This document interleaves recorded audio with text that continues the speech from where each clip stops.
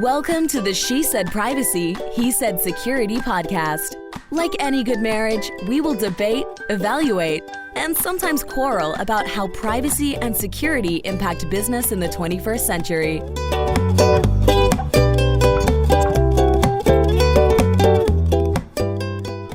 Hi, Jody Daniels here. I'm the founder and CEO of Red Clover Advisors, a certified women's privacy consultancy. I'm a privacy consultant and certified informational privacy professional providing practical privacy advice to overwhelmed companies. Hello, I am Justin Daniels. I am a shareholder and corporate M&A and tech transaction lawyer at the law firm Baker Donaldson, advising companies in the deployment and scaling of technology. Since data is critical to every transaction, I help clients make informed business decisions while managing data privacy and cybersecurity risk, and when needed, I lead the legal cyber data breach response brigade. And this episode is brought to you by... Boop. That was horrible. Red Clover Advisor. So small, no one can hear that. Boop.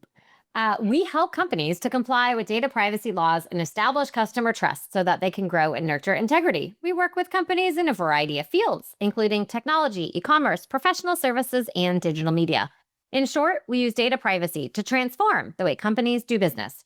Together, we're creating a future where there's greater trust between companies and consumers. To learn more and to check out our best-selling book, Data Reimagined, Building Trust One Bite at a Time, visit redcloveradvisors.com.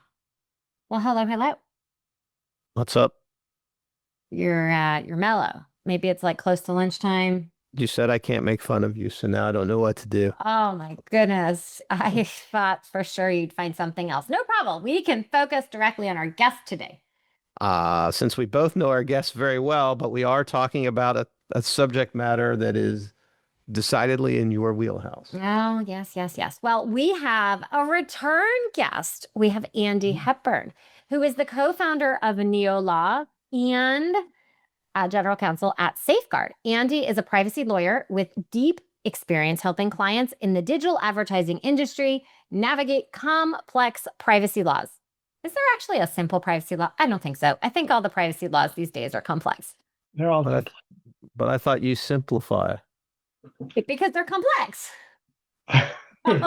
They start complex, and then I try and simplify. They put it through the Jody algorithm and poof, it's simple. Oh, that's a good plan.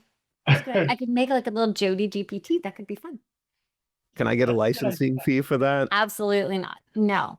Well, Andy, welcome back to the show. You must have had a good time to come back to our silliness over here. We're really excited, but people might not have heard the first episode. So if you can share a little bit about your career journey, and since then you have some new fun that you were working on as well. Sure. I was looking back at our last session, the notes I prepared for it, which was in 2020. So it's been a little while. So it's good to be back. And I'm into my fourth decade of practicing law. So I don't know how deep you want to go, but spent most of my career as a technology, media, and privacy lawyer. Privacy was, really became part of what I do in 2012. I was working for a company then that was in the TV advertising space back when it was still just all linear. The ad runs for everybody. Anybody that's watching the program gets the ad. And they said, we need to replicate our success in the digital media space. And boom, all of a sudden they had a lot of privacy compliance requirements that no one in the company understood. And having been around the space a fair amount, I knew that it was going to be big. The laws were brewing at that time. And so I decided I was going to build some expertise in the area of privacy law and see what I could do with it. And it's been great. It's been quite an interesting journey. I think, there's so much policy around privacy. Like it really matters to human beings. And as you always say, Jody, it matters to how companies build trust with their consumer customers. How do you treat my data? Is it, are you being responsible? So there's a lot of policy around that stuff that I think, should inform the privacy laws. And as it relates to what we're going to talk about today, should inform how consumers interact with companies to say, here's what's okay with me. And so I think that's why it stays interesting for me as a aging lawyer at this point. Is it's new stuff and it's emerging, and that's the kind of space I like to operate in. Well, there's certainly a lot that is new and emerging in the 5 years since you joined our podcast. And actually, our podcast is 5 years old. Probably pretty close to when this episode will release, which is very exciting, and certainly a lot of Happy anniversary in that time period. One of the big areas that I know you have a passion for, and I talk a lot about, and it's in the news significantly, is global privacy control, also known as GPC. So we'll probably call it GPC. That was your acronym glossary, everybody listening. And it's becoming more widespread in a variety of different laws. It started in California as a universal opt-out mechanism, and other states really followed. So in your view, what are the benefits, and then where are the pitfalls with GPC? Yeah. I mean, I think first we got to talk about a little bit about the context in which GPC is arising, and why is it needed? And so the first thing I would say is GPC, and also, as you mentioned, is known in the law as a universal opt-out mechanism, which actually is more descriptive, I think, for how it's actually being implemented. But it's sort of an alternative to consent management platforms and tools. And for folks that may not know what all those are the pop-up boxes you see on a website or in an app that say, do you want to consent to cookies? And here you can't consent to, we have to use our essential cookies that make the internet run. But then you have functionality cookies and analytics cookies and marketing cookies. And so the first thing you got to think through is, how much does the consumer understand about what those kinds of cookies are? Do they care? Is it even feasible in a pop-up notice when they want to get to their, news article or their latest, social media feed or whatever? Is it even feasible for them to have an understanding of what they're consenting to just to get to their content? So GPC is an alternative to a more complex tool that is widespread in the industry and in society. So, I think that one of the benefits that we'll talk about for GPC is it's way simpler. You set it one time in your browser or on your mobile device, and it sort of walks with you as you traverse the web or an app ecosystem or whatever. And it in theory, tells everyone whose site you hit or app you use that you want to opt out of their use of your data for sales to data brokers and for targeted advertising. So, so why would that be better than the ubiquitous consent management platforms and cookie pop-up notices? Well, like I said, it's way simpler. And the other thing about the consent management platforms is, this thing known as cookie fatigue or consent fatigue is a real thing, and privacy fatigue is a real thing when you're interacting with consumers. It's been pretty well analyzed by academics. And I was doing a little research, and I found out that one of the academic studies showed that if you actually read every privacy policy that's put in front of you through a consent notice online, it would take you 76 working days each year to read all those policies. I don't know I read a lot of privacy policies, but 76 working days worth, and we're talking 24 hours a day working.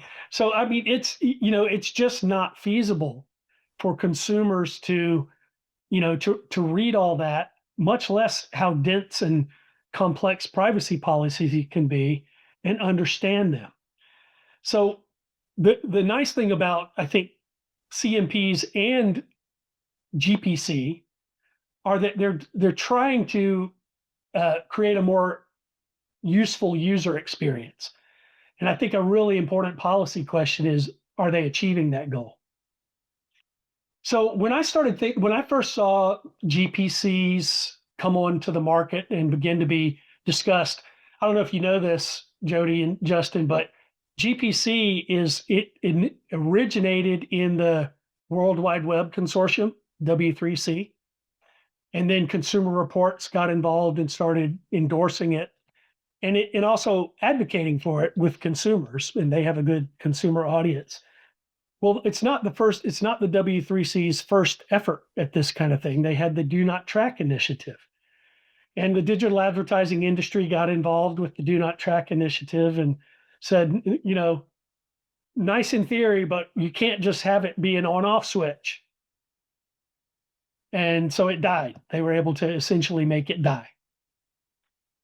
And so here it is again. It's an on-off switch. Either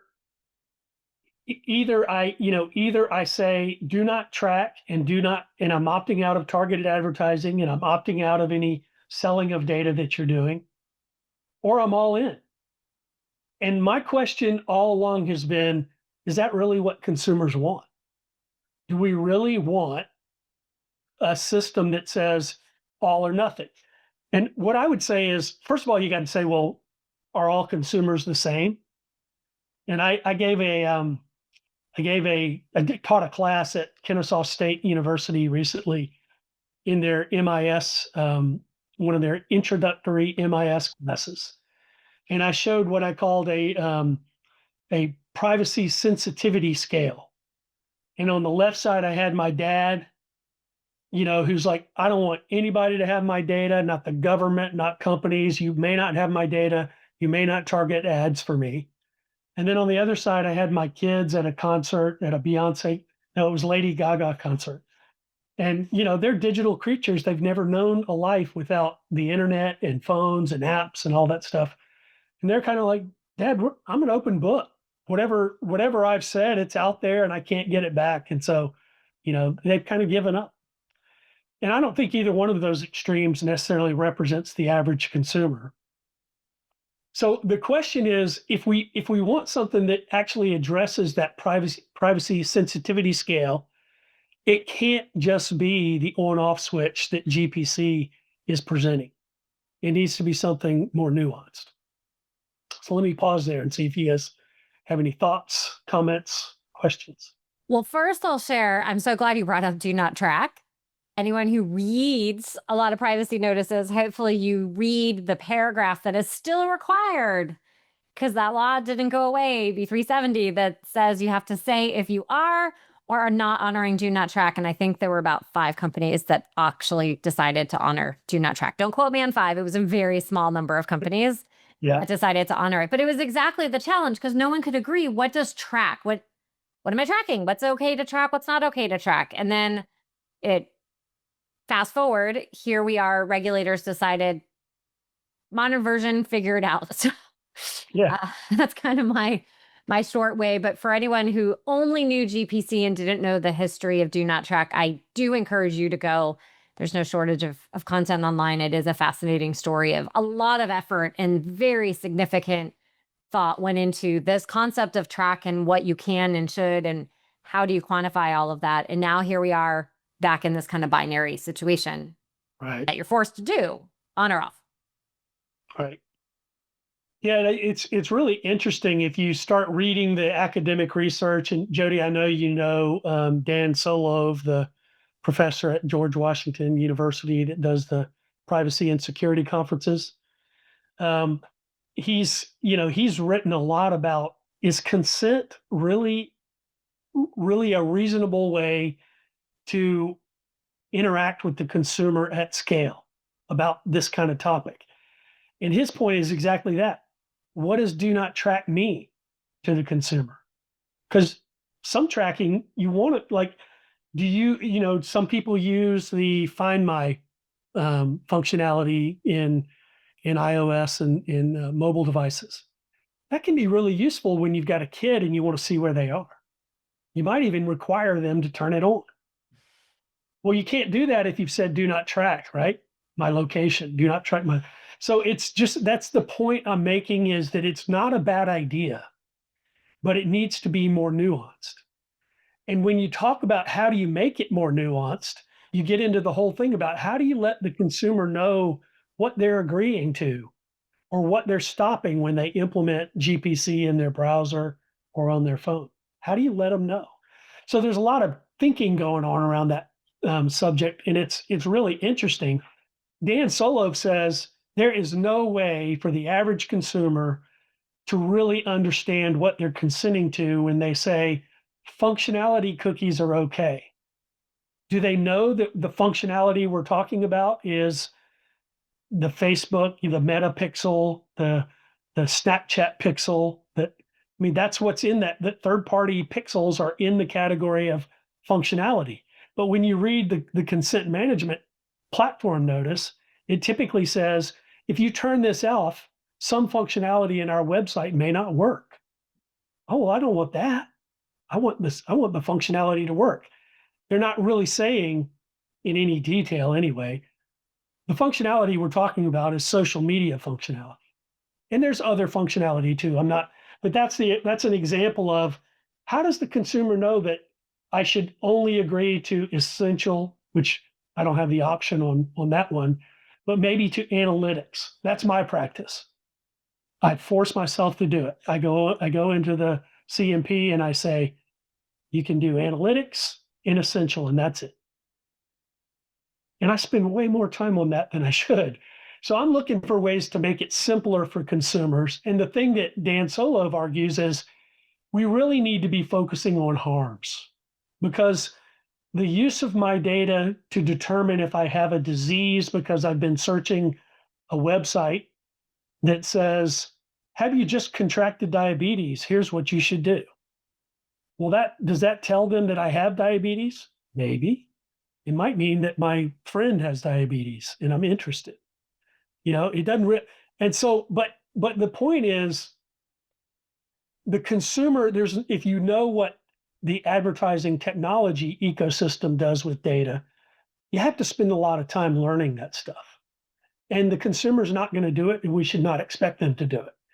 So what's a way to do better and provide reasonable choices to consumers that also allow them some flexibility depending on where they are on the privacy sensitivity spectrum, which is my term for dad and my kids on two ends. And that's what I'm arguing for with GPC, is a more granular approach. So we can talk more about, what that means. Sounds like you should talk about what you think that means to be between the two extremes. Yeah, so right now what we said is that GPC is an on-off switch. Either track me as much as you want, or don't track me at all, and I'm opting out of the sale of my data and I'm opting out of use of my data for targeted advertising. And so what could be in between those two extremes? Well, I don't know, you guys might be old enough to remember the early versions of Internet Explorer, but way back when, they had a little slider switch in their user interface that allowed you to go from no tracking to moderate tracking to unlimited tracking. So there was an idea. There was a company that had a dominant position in the marketplace saying, we want to give consumers a choice. And then if you wanted to understand what those settings meant, they gave you, some information buttons that could let you dig in a little bit. So that's one idea for how you could do it. But the problem I'm having with GPC is, even in the FAQs on their website, they say it permits users to easily and clearly exercise their privacy rights. Again, that's true only if you want to turn off all targeted advertising. If you turn it on, that's what happens. Maybe that's what you want. But, I'll just use myself as an example. There are circumstances where I want some targeted advertising, and it's around what I care about. So an example might be if I'm shopping for a new car. Justin, you've ridden in my new car. I might want to get an ad that gives me a discount or an offer, right? That says, here's the ad, click here and you'll get a 10% discount off your car. Hey, I'm clicking on that ad. Well, I'm only going to get it if I've allowed targeted advertising, because that's the only way for the advertiser to know that I'm an auto intender, which is the taxonomy for the audience segment for identifying people who are shopping for new cars. Well, okay, so I want to turn that off until I buy the new car, and then I don't want any more of those ads. So why can't I do that?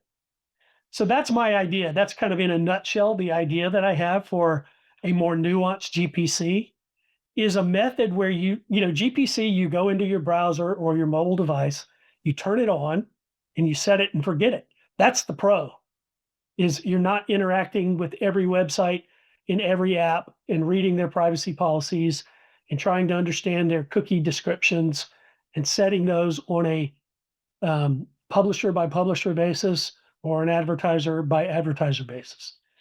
What you do is you go into the browser GPC functionality, and you say, yeah, you know what? I'm interested in cars, and for me, it might be music and sort of outdoor adventure.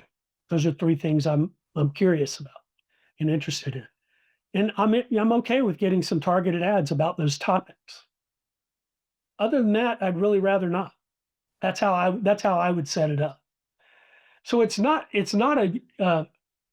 the idea that I have is not a significantly more complex solution than what's being offered, but it gives you the opportunity to permit some targeted advertising based on your expressed interests.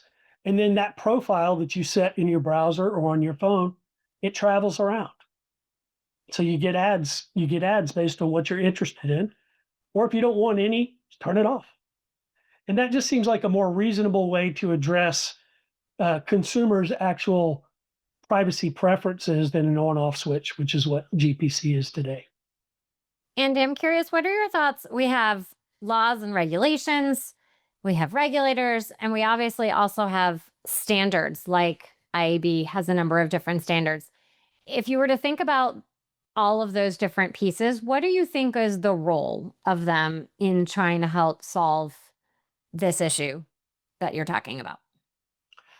Yeah, I mean, I think standards are huge. I mean, it's you mentioned the IAB and the global privacy protocol or platform is a method for publishers and advertisers and all of the ad tech intermediaries in between them to get a notice about what the consumer has selected for their privacy preferences.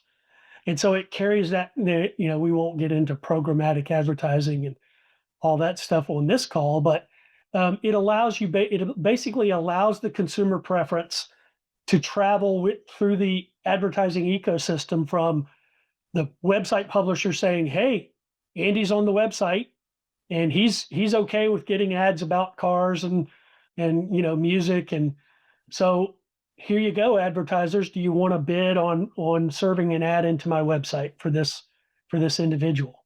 And I'm pseudonymized in that context.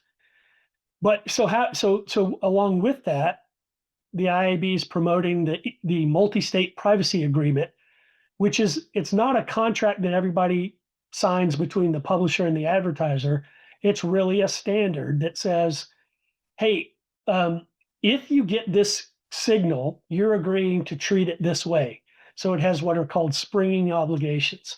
So that's one example of an industry initiative to create a standard that might be helpful in making sure that not only the publisher whose site you're on and the advertiser who's serving you an ad, but all the people that might touch your data in between them.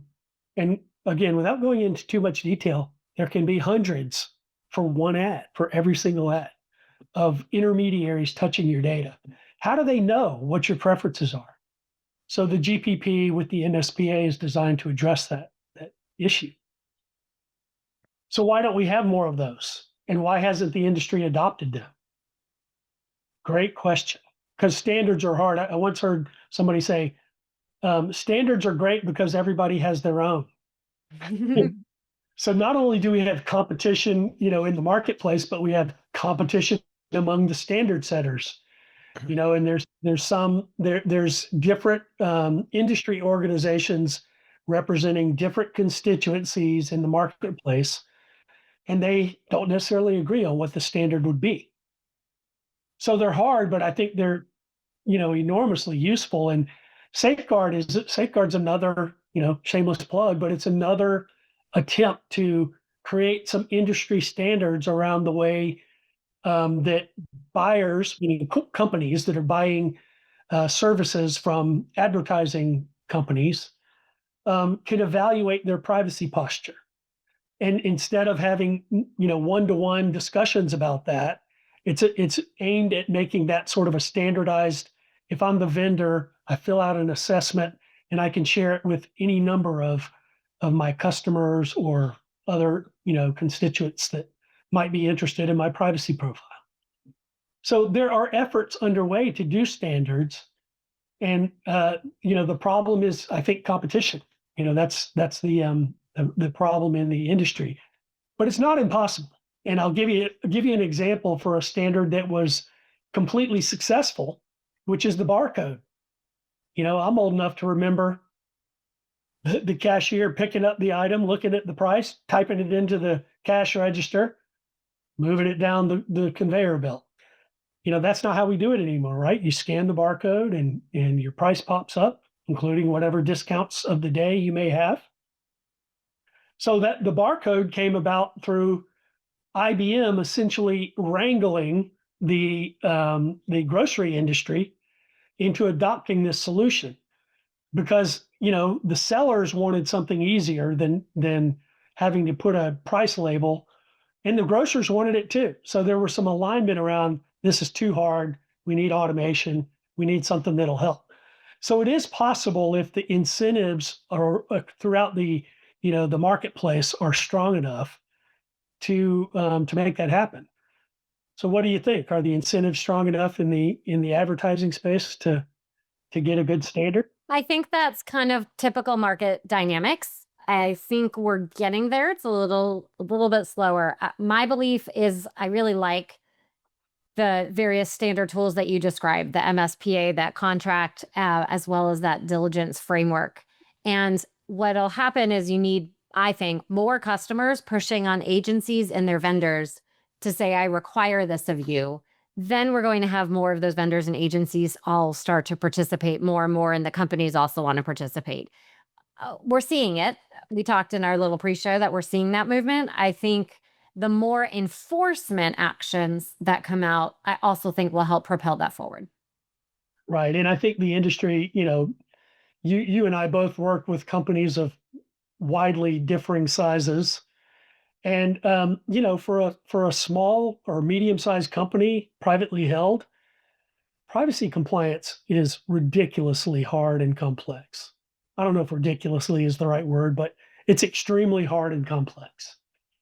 And they're just like, well, is anybody getting in trouble other than Google and Meta and Amazon?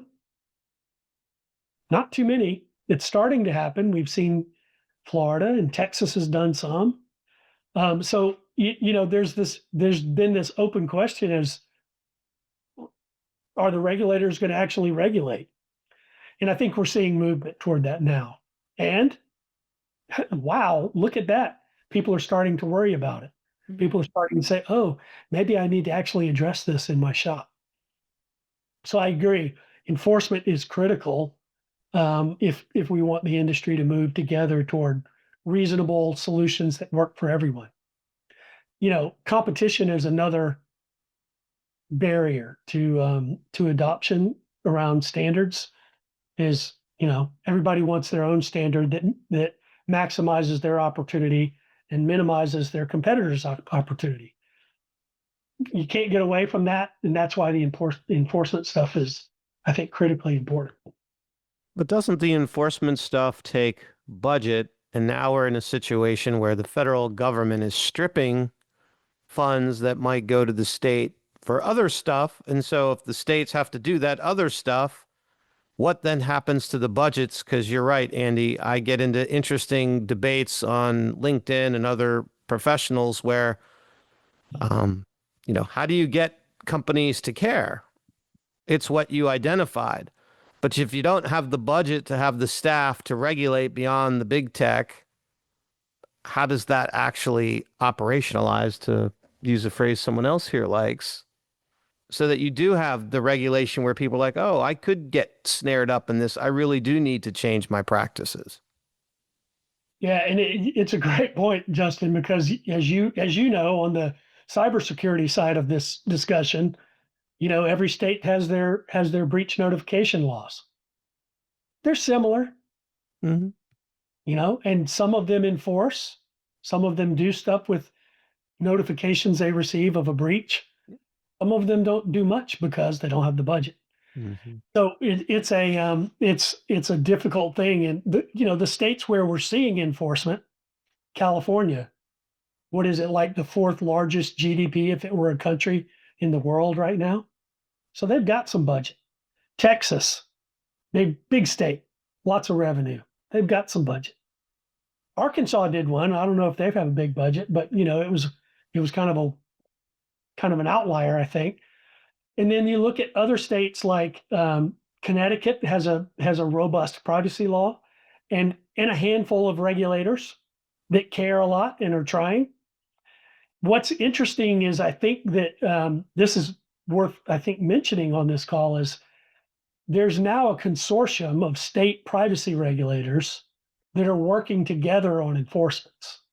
And I think that thing exists because the challenge of having enough budget to actually do any meaningful amount of enforcement is so great that they're getting together, the state AGs, and they're saying, why don't we share the load? So that might be one way that it gets addressed, is through, kind of pooling of resources. The biggest privacy enforcement agency historically is the Federal Trade Commission. And they do that under the FTC Act, the Unfair and Deceptive Acts and Practices authority that they have. And it's like you said, things have changed in the new administration, and you're not seeing as much enforcement. So I think that's, there's no getting around that the administration in power is going to affect how much government regulation of business practices is going on in the marketplace. And right now we have an administration that is, hands off. I won't say completely. They're not saying that nothing matters. And examples of where you're still seeing the FTC stay involved is around children. It's children's privacy and online security. That's a hot topic in the advertising and privacy space. And the FTC is still investigating those types of things.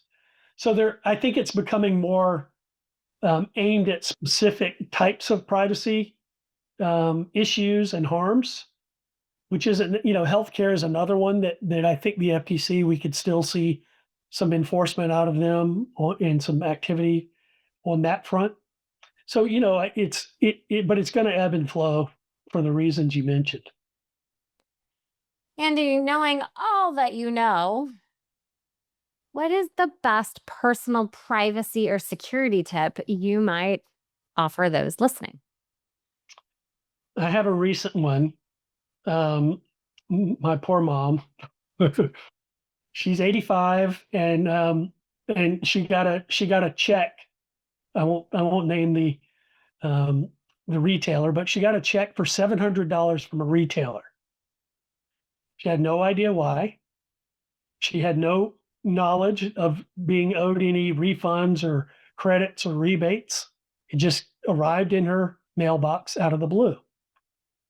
Now, was it this retailer or was it not? So I don't know the answer to that yet. It's an active investigation by Andy Hepburn, the son. But I'm very concerned that there's a sophisticated fraud happening for her. So I've told her, do not give any information on phone calls, and do not click on any links in emails or texts that you might receive about this. So my number one tip is learn about phishing attacks, learn what they are, how they're implemented, and take steps to avoid them as much as you can. And the FTC does have some good guidance on their consumer.ftc.gov site. So there's good information. I mean, you can just search it online and you can find good information about how to spot phishing attacks. So that would be my number one recommendation. I think this is a good time, Justin, for you to plug another opportunity of where people can learn to help protect seniors. That is true. So I am a board member of you. What's that, Andy? I said, do tell.